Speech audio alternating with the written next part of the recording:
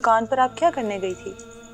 मैं वो दुकान पे नहीं, बिल्कुल भी नहीं उतर गई थी। अच्छा, फिर क्या हुआ था? उससे आगे जो शॉप थी ना, हाँ। वहाँ से लेज़ लेने गई थी, अच्छा, लेकिन उनकी शॉप पे नहीं गई थी। ठीक है। आप उनकी शॉप के अंदर तक कैसे पहुंची फिर?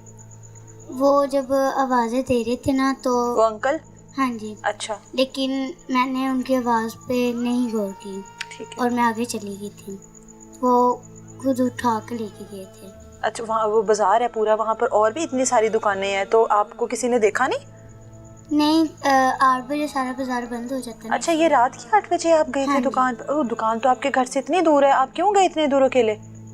वो दुकान ज़्यादा दूर नहीं है, अच्छा सिर्फ 2 मिनट का सफ़र है।